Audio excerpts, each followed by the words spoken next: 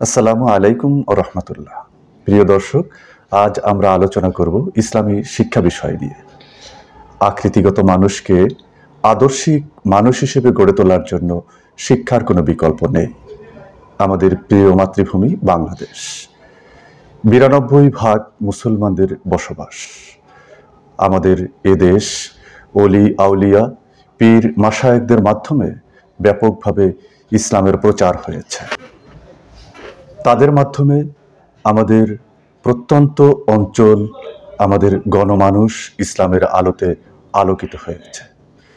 বিভিন্ন দিক থেকেই ইসলাম নিয়ে কাজ করা হচ্ছে, কিন্তু মূল কাজটি হচ্ছে শিক্ষা। শিক্ষাকে আমরা বলে থাকি জাতির মেরুদণ্ড। আর এই শিক্ষা যদি হয় ইসলাম ভিত্তিক, ধর্মভিত্তিক, ইকরা বিইসমি রব্বিকাল্লাযী খলাক, মহান রবের নামে, তাহলে সেই শিক্ষাই হবে সার্থক শিক্ষা। এখন ডিসেম্বর মাস, আর কয়দিন পরেই আমাদের দেশের কোমলমতি ছাত্রছাত্রীদের হাতে নতুন পাঠ্যপুস্তক তুলে দেওয়া হবে। আজ আমাদের স্টুডিওতে রয়েছেন বিশিষ্ট ইসলামী শিক্ষাবিদ, যিনি শিক্ষা নিয়ে দীর্ঘদিন নয়, শুধু যুগ যুগ ধরে যিনি কাজ করেছেন, যিনি মাদ্রাসা অঙ্গনে এক উজ্জ্বল নক্ষত্র।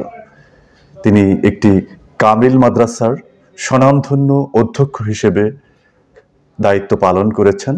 বাংলাদেশ মাদ্রাসা শিক্ষা বোর্ডের গুরুত্বপূর্ণ দায়িত্ব পালন করেছেন। শিক্ষকদের মাদ্রাসার বৃহত্তর সংগঠন বাংলাদেশ জমিয়তুল মুদাররিসিনের গুরুত্বপূর্ণ দায়িত্ব পালন করে যাচ্ছেন। বর্তমানে বাংলাদেশে যাতে শিক্ষায় ইসলামীকরণ করা যায়, শুধু শিক্ষায় নয়, প্রশিক্ষণেও যাতে ইসলামের গুরুত্ব দেওয়া হয়, এই সব বিষয় নিয়ে কাজ করছেন আজকে আমাদের সম্মানিত অতিথি ডক্টর একেএম মাহবুবুর রহমান। আমরা তার কাছে জানতে চাইব, প্রকৃতপক্ষে আকৃতিগত মানুষকে প্রকৃতিগত মানুষ হিসেবে, আদর্শিক মানুষ হিসেবে এবং আদর্শিক মুসলিম হিসেবে গড়ে তোলার জন্য শিক্ষায় ধর্মীয় বিষয়টি কেন গুরুত্বপূর্ণ, আজকে তিনি আমাদের দর্শকদের উদ্দেশ্যে বলবেন। আসসালামু আলাইকুম ওয়া রাহমাতুল্লাহ। আলহামদুলিল্লাহ, একটি সময় উপযোগী এবং গুরুত্বপূর্ণ বিষয় উপস্থাপন করলেন ডক্টর হানিফ সাহেব। উনি শিক্ষা নিয়ে ভাবেন, এই জন্যই প্রশ্নটা সেভাবে হয়েছে। তিনি একজন স্কলার। তা আমি বলবো, শিক্ষা কাকে বলে, প্রথমে প্রশ্নটির সমাধান হওয়া দরকার। শিক্ষার আরবি শব্দ হলো এলম। এলমের একটা আইন অক্ষর আছে। আইন অর্থ হলো চোখ, দৃষ্টি। অন্ধকারকে দেখে না, কিন্তু চোখ যখন দেওয়া হয় তখন সে আলোক দেখে। তো শিক্ষার দ্বারা মানুষ অন্ধকার থেকে আলোতে আসে। তারপর আরেকটা অক্ষর আছে লাম। লাম মানে লিয়াকাত, যোগ্যতা। সে শিক্ষা লাভ করে ব্যক্তি, সমাজ, পরিবার, রাষ্ট্রের পরিচালনার যোগ্যতা অর্জন করবে। এটার নাম হলো শিক্ষা। আর আরেকটা অক্ষর আছে মিম, মানে মহাব্বাত। ব্যক্তিত্বে, পরিবারে, সমাজে, রাষ্ট্রের সর্বত্র একটা সৌহার্দ্যপূর্ণ বিনয়ী পরিবেশ সৃষ্টি করবে যেই বিদ্যা, সেটাই হলো শিক্ষা। আর আল্লাহ তাআলা একমাত্র গ্রন্থ কোরআনে প্রথম ইকরা, কেরাত বলা হয় যে এই জিনিসটা দেখে পড়তে পারা যায়। রাসূল পাক সাল্লাল্লাহু আলাইহি ওয়াসাল্লাম প্রথম যে ওহী নাজিল হয়, লিখিত ডকুমেন্টারি একটা রেশমি রুমালের মধ্যে, রেশমি কাপড়ে জিবরাইল সাহেব সামনে ধরেছেন, পড়ুন। আল্লাহর হাবিব কোনো উস্তাদের কাছে পড়েননি, গতানুগত শিক্ষায় তিনি অর্জন করেন নাই, আল্লাহ দেন নাই। কারণ আল্লাহর ওনার শিক্ষক হবে আল্লাহ তাআলা। এই জন্য রব্বুল আলমিনের কুদরতে ক্ষমতা বলে, বিনা উস্তাদে, বিনা কাগজ কলমে, বিনা অক্ষর চেনাতে সর্বোচ্চ সাহিত্য কোরআন তিনি শিখেছেন। এবং এই শিক্ষার মূল লক্ষ্য কি? বিসমি রব্বিকাল্লাযী খালাক। ইসমে শব্দ দুটি অর্থ। একটা হলো নামে, আর একটা হলো পরিচয় জানার জন্য। তখন নাম আল্লাহ নামে পড়তে হবে, যা কিছু পড়ি আল্লাহ নামে পড়তে হবে। আরেকটা হলো আল্লাহকে চেনার জন্য পড়তে হবে। এর লক্ষ্য উদ্দেশ্য এখানে বলা হয়েছে। পড়বে কে? খালাকাল ইনসান। আল্লাহ বলছে সৃষ্টি করেছে মানুষকে। মানুষ কারা? ইনসান শব্দ লিখতে আলিফের দ্বারা হলো ইমান, একটা বিশ্বাস তার থাকতে হবে। বিশ্বাস না থাকলে লেখাপড়া কোনো দাম নেই। তো আলিফে হলো ইমান, তারপর একটা নুন আছে, নুন মানে নিয়াবত, আল্লাহর প্রতি খলিফা হিসাবে এই দুনিয়া পরিচালনা করবেন মানুষ। আর একটা অক্ষর আছে সিন, সাআদাত মানে মানুষ সৌভাগ্যশালী যত সে করবে, দুর্ভাগ্যের কোনো কাজ করবে না। আর একটা অক্ষর আছে আলিফ, আলিফ মানে উলফত, সৌহার্দ্য, আলিফ মানে অনসিয়ত, পরস্পরের টান, আলিফ অর্থ হলো অখওয়াত, ভ্রাতৃত্ববোধ তার মধ্যে সৃষ্টি থাকবে। এরপর নুন একটা অক্ষর আছে মানে আলোকিত জীবন, নূর। মানুষ বলতে যার একটা বিশ্বাস থাকবে, যার নেতৃত্বের যোগ্যতা হবে, যিনি সৌভাগ্যশালী কাজ করবেন, যিনি সৌহার্দ্য, ভ্রাতৃত্ব, আপনার পরস্পরের সম্পর্ক সৃষ্টি করবেন এবং আলোকিত জীবন লাভ করবেন। এই আলোকিত জীবন লাভ করার জন্য, এই গুণগুলি অর্জন করার জন্য যা প্রয়োজন তাই কোরআনে এসেছে। খালাক মিন আলাক, তার আলাক শব্দ দিয়ে মানুষের সৃষ্টি তত্ত্ব আপনার আল্লাহ তাআলা বলেছেন, যেটাকে আমরা নির্বিজ্ঞান বলি, অ্যানাটমিক অ্যানালাইসিস। তো এই নির্বিজ্ঞান যদি আপনি প্রত্যেকটা জিনিস খোঁজেন, কোরআন যে নির্বিজ্ঞান দিয়েছে অ্যাকুরেট, সেদিকে আমি ব্যাখ্যা যাচ্ছি না। তাহলে মানুষের শিক্ষার উদ্দেশ্য হলো আল্লাহকে চেনা, রবকে চেনা। আল্লাহ বলে না কিন্তু রব বলছে। রব মানে হলো আপনার যিনি প্রতিপালক, রব মানে যিনি আইনদাতা, রব মানে বিধানদাতা, রব মানে সকল সমস্যার সমাধানকারী।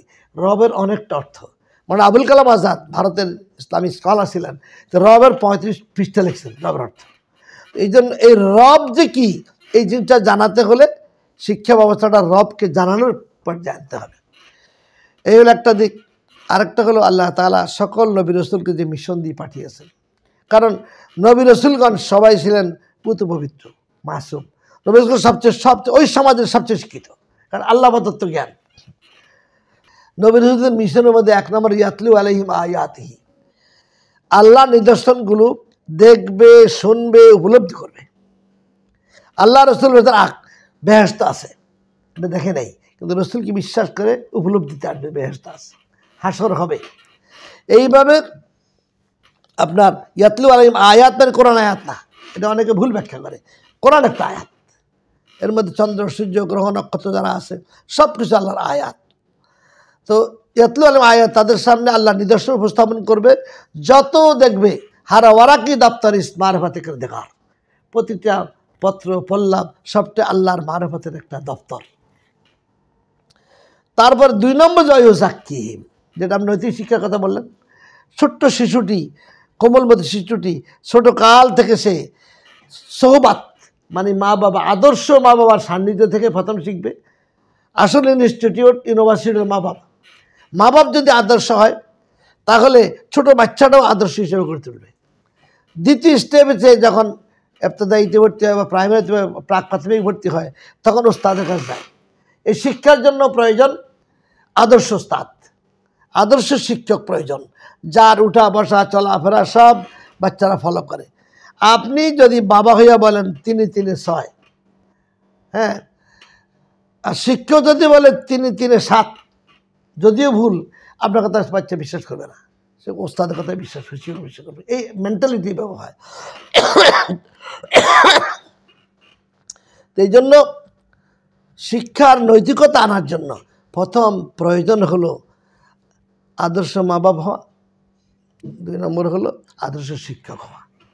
যদি হয় তাহলে শিক্ষাটা আদর্শ হবে। তারপর আমি কি পড়ব, এটা ঠিক করবে কারিকুলাম। আপনার যেটা শিক্ষাক্রম বলি আমি, টোটাল একটা কারিকুলাম থাকবে, শিক্ষাক্রম যেটাকে বলা হয়। সেই কারিকুলামের একটা সিলেবাস থাকবে, সিলেবাসটা কি হবে। তারপরে আপনার সিলেবাস অনুযায়ী পাঠ্য বই হবে। পাঠ্য বইটা কীভাবে আপনার পড়াবে, শিক্ষকদের প্রশিক্ষণ হিসেবে তৈরি করা হবে। এল সিরিয়াল। কিন্তু কোরআন কি বলছে, ইয়াতলু আলাইহিম আয়াতিহি, তার সিলেবাস কারিকুলামেই তার শিষ্টাচার, তার নৈতিকতা শুরু হবে। ইউআল্লিমুহুমুল কিতাব, তার যখন নৈতিকতা তার মোটামুটি এস্টাবলিশ হবে, তখন তালিমি কিতাব আসবে। এই কিতাবকে সে ভালো করে তেলাওয়াত করবে, পড়বে, বুঝবে, যতগুলি ফরজ। ওয়াল হেকমা, হেকমার অনেক অর্থ আজকের মুফাসসিরিন, লেটেস্ট যেই মুফাসসির ফিজলাল আল্লামা আপনার সৈয়দ কুতুব রহমতুল্লাহ আলাইহি থেকে আরম্ভ করে এই যুগে যারা আছে, আর আগেকার তফসিরও ধারাবাহিকভাবে আসছে। হেকমত মানে হলো মানুষের দৈনন্দিন জীবনে যেখানে যা প্রয়োজন তা সর্বোত্তমভাবে সম্পাদন করার কৌশল জানা, এটা হেকমত। একটা হলো সুন্নাহ, রাসূলুল্লাহ পাক সাল্লাল্লাহু আলাইহি ওয়াসাল্লাম কাজটা যেভাবে করছেন, সাহাবায়ে কেরাম যেভাবে করছেন, তাবিঈন কেরাম যেভাবে করছেন, আইমা সেগুলিকে ফলো করা, সাথে সাথে লেটেস্ট ডেভেলপমেন্টটাকে আয়ত্তে আনা। যেমন ইমাম জাফর সাদেক রাদিয়াল্লাহু তাআলা আনহু, তিনি ইমাম ছিলেন, বড় আলেম ছিলেন, ইমাম আজম আবু হানিফা মুর্শিদ ছিলেন, কিন্তু তিনি রসায়ন শাস্ত্রের আপনার উদ্গতা, তিনি রসায়ন আবিষ্কারক। ইমাম আজম রহমতুল্লাহ মাযহাবের ইমাম ছিলেন, তিনি এই ভবন নির্মাণ প্রকৌশল উদ্যোক্তা, বাগদাদ শহর তিনি নির্মাণ করেছেন, আর্কিটেক্ট ছিলেন তিনি। তো এইভাবে আমাদের ইবনে সিনা কথা বলেন, ইবনে সিনা রাদিয়াল্লাহু তাআলা বড় আলেম ছিলেন, কিন্তু চিকিৎসা বিজ্ঞানে তিনি অবদান রেখেছেন, দর্শনে অবদান রেখেছেন। আমাদের জাকারিয়া আল্লাহজি বলেন, ফারাবি বলেন, যত বিজ্ঞান আবিষ্কার হয়েছে আজকে ইউরোপের দিয়ে গর্ব করতেছি, ওই বিজ্ঞানগুলো নিয়ে সব ছিলেন কোরআন সুন্নাহ ফিকহের জ্ঞানে পারদর্শী। আজকে আমাদের এই সমাজে 1400 বছর পর্যন্ত, 1200 বছর পর্যন্ত আমাদের এই বাংলাদেশ বা ভারত উপমহাদেশে শিক্ষা ছিল প্রথম মাকতব শিক্ষা।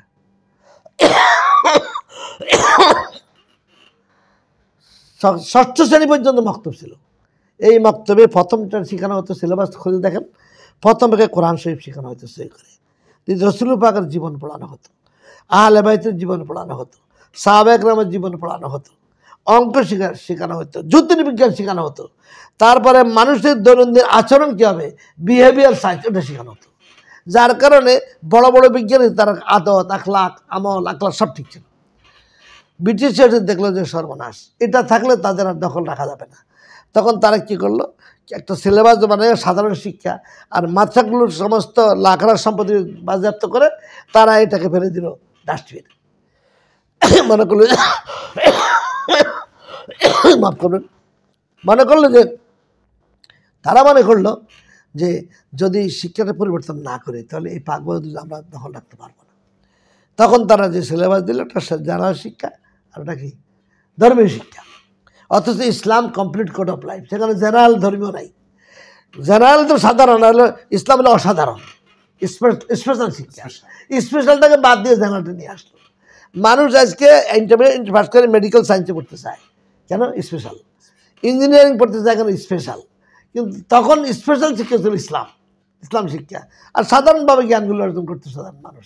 কিন্তু এটাকে জেনারেলটাকে প্রাধান্য দিয়ে তাকে অর্থায়ন করে স্পেশাল শিক্ষা, যেটা মুসলমান নৈতিকতা, মুসলমানদের চিন্তা চেতনা, গবেষণা, এটাকে স্টপ করে দিল।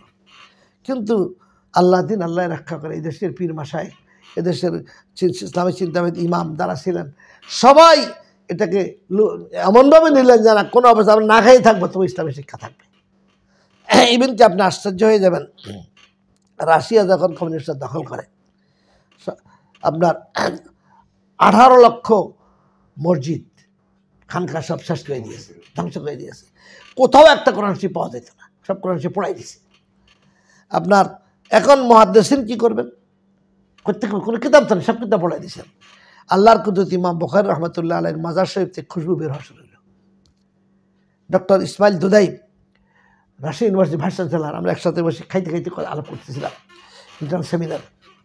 তো আমাকে বলে, স্যার, আমি জিজ্ঞাসা করলাম, স্যার সেখানে এই 70 বছর কী চলছিল? কারণ 70 বছর আল্লাহর ওলিদের খুশবু কেমন? তারপর উনি বয়ান দিলেন যে আপনার ইয়েতে ইমাম বুখারী রহমতুল্লাহ মাজার থেকে খুশবু বের হতেছিল। মুহাদ্দিসিন মানুষ জমা হয়তো, কেউ কোরআন শরীফ বসে যেত মুখস্থ, কেউ হাদিস পড়তো। তার বড় বড় মুহাদ্দিস, তারা 70 বছর ইমাম বুখারী রহমতুল্লাহ আলাইহি মাজার শরীফ ইউনিভার্সিটি ছিল রাশিয়াতে। তারপরে আমাদের এই পাক বাহাদুর মধ্যে দেখেন শাহ ওলিউল্লাহ দেহলভী রহমতুল্লাহ আলাইহি, শাহ আব্দুল আজিজ দেহলভী রহমতুল্লাহ, দিল্লিতে যে মাদ্রাসা করলেন 40,000 ছাত্র তখন ছিল, ফ্রি খাওয়া, ফ্রি থাকা, সারা দুনিয়া থেকে আসতো। আজকে সেখানে বিরান ভূমি হয়ে আছে। আব্দুল হক মুহাদ্দিস দেহলভী রহমতুল্লাহ আলাইহি বিশাল মাঠ, সেখানে 10-15,000 ছাত্র ছিল, সেখানে আজকে বিরান ভূমি আছে। আমাদের আবু তাওয়াম নারায়ণগঞ্জ, এই যে সোনারগাঁতে 12,000 ছাত্র ছিল, আপনার 24 জন থাকতো সেখানে। তিনি সেই উজবেকিস্তান থেকে সেখানে হাদিস পড়াইতেন। আজকে সেটা বিরান ভূমি হয়ে গেছে। কেন অর্থ হলো ওলামাই কেরাম যারা ছিলেন তারা এই দায়িত্ব অনুভূতিটা না নিয়ে তারা দায়িত্ব পালন করেনি। আজকে আমাদের সমাজে বাংলাদেশ পাকিস্তান হওয়ার পরে কী হলো, পাকিস্তান আন্দোলন হয়েছিল ওলামায়ে কেরামের রক্তের বিনিময়ে। কথা ছিল ইসলামিক স্টেট হবে, ইসলামের শিক্ষা ব্যবস্থা হবে, কিন্তু ওলামায়ে কেরাম বলে আমরা এই ক্ষমতা যাই লাভ কি, আল্লাহ বিল্লাহ করি। কায়দা হজরত মোহাম্মদ আলী জিন্নাকে বসাই দিল ব্যারিস্টার, বেচারা কোরআন শরীফ পড়তে পারত না, আমার যত ইতিহাস দ্বারা। তারপরে তিনি ইসলামিক স্কলার ছিলেন, মোটামুটি সে মুসলমানদের একটা নেতা ছিলেন, সেভাবে চালাচ্ছে, কিন্তু ইসলাম হয়নি। গেল পাকিস্তান আমল, বাংলাদেশ যুদ্ধের সময় সেখানে মুক্তিযুদ্ধ কোনো এই যে বর্তমান যে নীতি আছে একটা ছিল না, মানুষ অধিকার চায়, এই জন্য মুক্তিযুদ্ধ হয়েছে। সেই মুক্তিযুদ্ধে আলেম ওলামা সবাই যোগ দিয়েছে। আমি 12 বছরের সন্তান, খুদে মুক্তি বাহিনীর কমান্ডার ছিলাম, আমার প্র্যাকটিক্যাল দেখেছি আমি। তো এই জন্য আলেম ওলামা বহু এতে যোগ দিয়েছেন। কিন্তু এমনভাবে চিহ্নিত করা হলে আলেমরা রাজাকার আর দাঁড়িওয়ালা রাজাকার আর সব হলো মুক্তিযোদ্ধা, এই করে জাতিটাকে ডিভাইড করে আপনার পুরো জাতির সর্বনাশ করে দিয়েছে। তারপরে দিলে কুদরতে খুদার কুদরতি শিক্ষানীতি, ওনার স্কলার, উনিও বড় লার্নার ছিলেন অবশ্যই সম্মানী, কিন্তু উনি কী করলেন, ধর্মশিক্ষার টোল বানালেন, সেটা নিয়ে প্রতিবাদ হলো, প্রতিবাদ হওয়ার পরে সেটা ভ্যানিশ হলো। তারপরে একের পর এক শিক্ষানীতি, 17টা শিক্ষানীতি হলো ওই পাকিস্তানের বাংলাদেশ আমলে। একটা শিক্ষা আমি সদস্য ছিলাম মনিরুজ্জামান সাহেবের এটাতে, আমি দেখেছি রাতকে দিন খেটে নেয় সেটা ফাইল করিতে, কারণ একটা সিদ্ধান্ত ছিল এই দেশে ইসলামকে উঠতে দেওয়া হবে না, রাষ্ট্রীয়ভাবে শিক্ষা ব্যবস্থা যদি উঠতে রাষ্ট্রীয়ভাবে উঠবে। এই জন্য শেষ পর্যন্ত দেখলো যে না, তাও সরাইতে পারতেছে না, মাদ্রাসা শিক্ষার কারণে, ইসলামী আন্দোলনের কারণে, বিভিন্ন ট্রেনিং প্রোগ্রামের কারণে শিক্ষা চলছে। তখন লাস্ট একটা ফেরাক মারল গত সরকার আমলে, আপনি বিদেশিদের থেকে কারিকুলাম এনে আপনার এমন একটা করলো, সেখানে ইসলামকে সম্পূর্ণ বিদায় করে দিল, মূর্তিকে সে স্থাপন করলো, এবং ছেলেকে শেখানো হচ্ছে যে দর্শনীয় স্থান কোনটা, কোথায় যাবে, যে কান্তজির মাজা মন্দিরে গেলে খুব ভালো জায়গা। আরেকটা জায়গা, তুমি যদি ভ্রমণে যাও কোথাও, চিত্ত বিনোদন কোথায় যাবে, ইসলামপুর যাবে, সেই ইসলামপুরে 10টা মন্দির আছে, আমি সবগুলি গুগল দিয়ে করছি। এই যে শিক্ষা ব্যবস্থাটাকে এইভাবে করা হলো, এটা ইসলাম বিদায় করার জন্য। তা আমরা কিন্তু ইসলামী শিক্ষা উন্নয়ন বাংলাদেশ এবং আরও যারা সবাই জমিয়তুল মাদারিস সবাই প্রতিবাদ করলাম, কে কার কথা শোনে।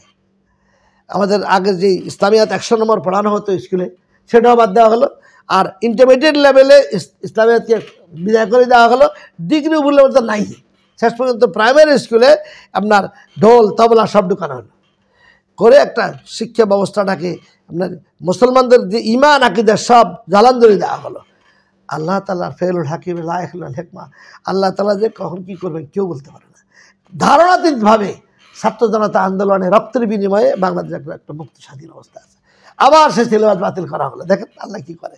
তারপরে এখন নতুন করে আবার সেই সাজে, কিন্তু এখন নতুন সাজালো, আর ডাক্তার ছাড়া অপারেশন করা যে অবস্থাটা, ইঞ্জিনিয়ার ছাড়া প্ল্যানিং যে অবস্থাটা, এখন কি অবস্থাটা, যারা 92 ভাগ মুসলিম দেশের শিক্ষা কারিকুলাম করবে, যারা শিক্ষা সেখানে আলেম ওলামা নাই, তো কে করবে?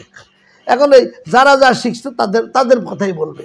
এই জন্য আমি যে কথা বলবো, 92 ভাগ মুসলমানের দেশকে সমৃদ্ধ করতে হলে, দেশের স্বাধীনতার মতো রক্ষা করার জন্য, দেশকে আপনার উন্নত করার জন্য প্রয়োজন কোরআন সুন্নাহ ভিত্তিক শিক্ষা ব্যবস্থা। সেই শিক্ষা ব্যবস্থার কারিকুলাম করবে, এক্সপার্ট থাকবে, কারিকুলাম বিশেষজ্ঞ থাকবে, যোগ্য আলেমরা থাকবে, থেকে তারা কি করবে, আপনার একটা জাতির একটা শিক্ষানীতি দেবে। প্রথমে শিক্ষানীতি লাগবে, ওই শিক্ষানীতিতে আলোকের শিক্ষা কারিকুলাম হবে, সেই শিক্ষা সিলেবাস হবে, তারপরে সিলেবাসের পাঠ্যপুস্তক হবে। এই যে ধারাটা আজকে এখন নতুন সরকার অল্প কদিন হয়েছে, তারা চেষ্টা করছে, তারাও ইসলামী শিক্ষার কোনো ম্যান্ডেটরিতে আসেনি, কিন্তু তারা চেষ্টা করে যাচ্ছেন যে কিছুটা করা যায় কিনা। তাদেরকে ধন্যবাদ জানাই, এই জন্য তারা আগেরটা অন্তত বাতিল করছে, নতুন করে আবার সংযোগ করতেছে। এই জন্য এই সামনে যে জানুয়ারি, আপনি যে কথা বলেন জানুয়ারি মাসে আসতেছে, ছেলেদের কী দেবে, কী হাতে দিব আমার ছেলেকে? এই জন্য ছেলে মেয়েদের কী দিব আমরা? মুসলমানের ইমান আকিদার সাহাবা কেরাম বলছেন, তাআল্লামনাল ঈমান ক্বাবলা আন নাতাআল্লামাল কোরআন, কোরআন শেখার আগে ইমান শিখেছি। এই জন্য বাচ্চাদেরকে মুখে মুখে ইমানের কথাগুলো শিখাতে হবে, আদর্শের কথাগুলো শিখাইতে হবে, তাকে উন্নত চরিত্রের কথা শিখাতে হবে, মায়ের সাথে কী ব্যবহার, বাবার সাথে কী ব্যবহার, বড় ভাই বা ছোটো ভাই, টোটাল পারিবারিক ব্যবহার তাকে শিখাইতে হবে। এনভায়রনমেন্টাল সায়েন্স যেটা, সে পরিবেশে তাকে শিখাতে হবে, প্রতিষ্ঠানে কে শিখবে, এই আদব কায়দাগুলো শেখানোর ফরজ। যার কারণে আগেকার আমরা দেখি আমাদের মুরব্বীদেরকে, সে বৈজ্ঞানিক হয়েছে, নামাজ ঠিক আছে, সে বৈজ্ঞানিক হয়েছে, তার মুখ দিয়ে খারাপ কথা বাইরে না, সে ওখানে আড্ডা ফাড্ডা দেয় না, কারণ ওই যে মানসিকতার সৃষ্টি হয়েছে। তো আপনার এই জন্য আপনার আমি যে কথাটা বলবো, এই শিক্ষা ব্যবস্থার যে সিলেবাস আল্লাহ তাআলা কোরআনে দিয়েছেন, তেলাওয়াতে আয়াত, আল্লাহর নিদর্শন দেখা, 2 নম্বরে ইউজাক্কিহিম, নৈতিক শিক্ষা কনফার্ম করা, 3 নম্বরে তালিমি কিতাব, আল্লাহর কিতাবকে জানানো, 4 নম্বর হেকমা, প্রযুক্তি, সায়েন্স, এনভায়রনমেন্ট, যত সায়েন্স আছে সব একমাত্র মধ্যে আছে, সেগুলো কোরআন সুন্নাহ সাজাই করতে পারেন, তাহলে এই জাতির সামনে চ্যালেঞ্জ আমাদের কেউ থাকবে না। সত্যি অসাধারণ তথ্য আমরা জানতে পারলাম ডক্টর AKM মাহবুবুর রহমান।